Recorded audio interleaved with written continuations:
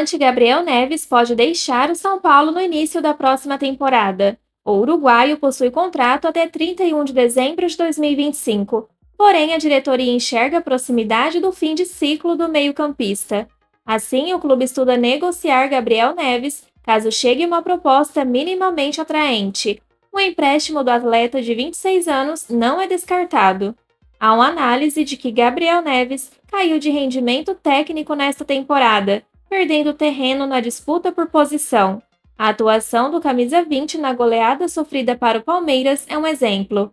O uruguaio ainda ocupa uma vaga de estrangeiro que poderia ser preenchida por outros nomes da posição, como o argentino Emiliano Martínez do América Mineiro. O tricolor teve a primeira proposta rejeitada, mas segue interessado no meio-campista do Coelho. Outros nomes também são analisados no mercado para a posição, o que limita o futuro de Gabi Neves no Morumbi. Até pessoas ligadas ao jogador admitem que uma boa proposta pode antecipar o fim da passagem do uruguaio no Morumbi. Gabriel Neves termina a temporada em baixa com o técnico Dorival Júnior, depois de viver bons momentos com a camisa do São Paulo. Importante nos 2 jogos contra o Palmeiras pelas quartas de final da Copa do Brasil, Gabi Neves caiu de rendimento de lá para cá e perdeu espaço até entre os relacionados. Depois da expulsão no primeiro tempo do jogo contra o Fluminense em 22 de novembro, o uruguaio ficou no banco de reservas contra Bahia e sequer foi convocado para os jogos contra América Mineiro e Flamengo, que encerraram o ano. O São Paulo não informou qualquer problema físico do uruguaio e pode ter encerrado a trajetória no clube justamente com um cartão vermelho, porém com um sentimento diferente daquele visto no último lance da final da Copa do Brasil contra o Flamengo, quando também foi expulso. O São Paulo enfrenta concorrência para manter Lucas em 2024. 2 clubes da Premier League inglesa, um dos Estados Unidos e outro do México, entraram em contato com representantes do meio-atacante para sondar a situação do jogador. A informação foi confirmada ao GE por Júnior Pedroso, agente de Lucas e responsável pela conversa de renovação com São Paulo. Apesar dos contatos, há otimismo por parte de Pedroso e do próprio Lucas pela continuidade no clube. O agente elogiou a postura da diretoria, descrita como muito profissional, e o alto nível do diálogo firmado até aqui. O momento é de evolução na conversa sobre questões financeiras e de negociação direta para um possível novo contrato. Lucas é a prioridade do São Paulo. O camisa 7, destaque na conquista da inédita Copa do Brasil, tem contrato até 31 de dezembro e vê o clube adiantar conversas para evitar o assédio estrangeiro. Apesar da boa vontade de Lucas e Tricolor, otimistas por uma renovação, o jogador segue atento ao mercado. A definição sobre a continuidade do atleta no Tricolor deve sair antes do fim do ano. A pomposa apresentação em uma ensolarada tarde de domingo no Morumbi, com mais de 53 mil torcedores, ficou na lembrança. Agora, aquele sorridente e confiante Rames Rodrigues contrasta com a indefinição deixada pelo colombiano nos primeiros meses de São Paulo. A adaptação difícil, os problemas físicos e a entrevista ao GE, que deixa o futuro aberto, abrem as férias sob clima de incógnita para o jogador no tricolor.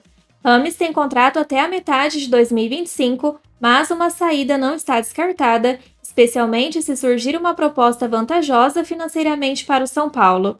Por outro lado, o colombiano quer atuar mais e, enfim, ser protagonista do projeto São Paulino no retorno à Conmebol Libertadores em 2024. Não há insatisfação interna sobre a postura de Rames Rodrigues, pelo contrário. O desempenho nos treinamentos e o comportamento têm recebido elogios.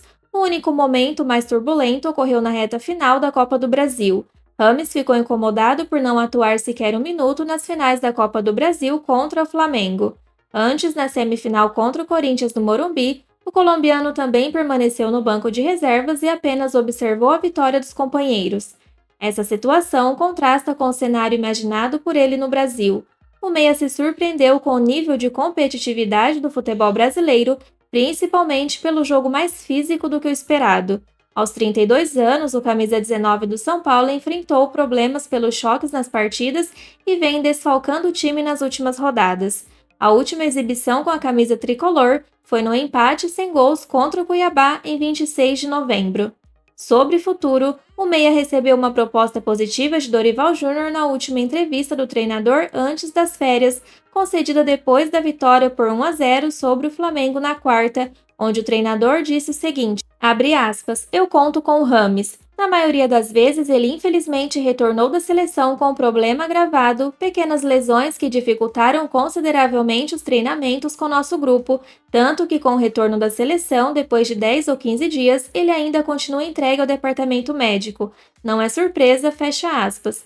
O discurso de Dorival é o mesmo da direção são paulina, que já tinha uma expectativa baixa pelo desempenho ofensivo de Rames nesse segundo semestre de 2023.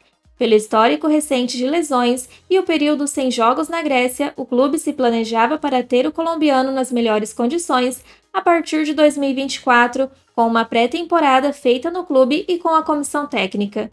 Rames, portanto, é parte do projeto para a Libertadores e com a expectativa de se tornar um protagonista do elenco como Lucas, que surpreendeu pelo nível apresentado nos primeiros jogos. O Conselho Deliberativo do São Paulo se reúne nesta sexta-feira à noite para uma eleição que já se sabe como terminará. Sem oposição, Júlio Casares será reeleito para mais um mandato de 3 anos. O atual presidente é o único candidato para um triênio em que tende a ter ainda menos resistência dentro do órgão que fiscaliza o poder no clube. Com sistema indireto para eleger o presidente, as eleições no São Paulo começam pela escolha de 100 conselheiros eleitos pelos sócios. Em assembleia realizada 2 semanas, o grupo de Casares elegeu 88 membros para o conselho contra apenas 12 da chapa opositora. Não chega a ser novidade no São Paulo, mas o domínio de um grupo sobre o outro em tais termos chama atenção no Morumbi. Nos últimos 3 anos, Casares tem dado demonstrações de força que indicavam o cenário atual. Ainda assim, as projeções mais otimistas da situação apontavam para a eleição de até 80 conselheiros e foram superadas.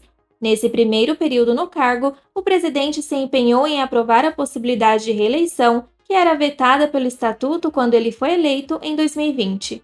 A proposta teve apoio amplo no Conselho, mas uma primeira tentativa no começo de 2022 foi barrada por sócios, junto a uma série de outras propostas que previam, por exemplo, ampliar o mandato de conselheiros para 6 anos. Poucos meses depois, o projeto foi retomado, desta vez como proposta única. A reeleição foi aprovada em setembro de 2022 e permitiu que Casares disputasse o cargo mais uma vez. Em 3 anos, o atual presidente ampliou sua base no Conselho. Em 2020, a chapa opositora elegeu 26 membros para o órgão. 3 anos depois, 8 deles foram reeleitos, mas agora dentro do grupo de Casares. O caso mais emblemático é o do empresário Vinícius Pinotti, que na última eleição enfileirou com Roberto Natel, rival de Casares, à presidência, e foi o candidato mais votado da chapa com 452 votos, o segundo no resultado geral. A dissidência foi celebrada por Casares, com um longo texto publicado nas redes sociais, em que Pinotti foi anunciado como consultor especial da presidência. Pinotti é citado por conselheiros como alguém na fila de sucessão do clube para eleições futuras. Ele nega, porém, que tem interesse no cargo de presidente. Sem Pinotti, a oposição não conseguiu se mobilizar para lançar um adversário a Casares neste ano. A desorganização chegou ao ápice na última semana, quando o grupo marcou uma reunião para debater a possibilidade de escolher um nome para um dia depois do fim do prazo de inscrições de uma chapa. Houve uma má interpretação das regras no estatuto. Os feitos em campo também ajudam Casares. Numa década em que o São Paulo sofreu, o time encerrou um jejum de taças que durou 8 anos longos nos primeiros meses da nova gestão, com a conquista do Paulista de 2021. Neste ano, venceu o título mais importante do clube desde o Tríduo brasileiro, com a vitória na final da Copa do Brasil, inédita na galeria tricolor. Nas contas, ainda há dificuldades. Notícias sobre atrasos salariais a jogadores foram comuns nos últimos 3 anos. No ano passado, as receitas bateram recorde graças à fatia que o clube ainda tinha dos direitos de Antony, vendido pelo Ajax ao Manchester United.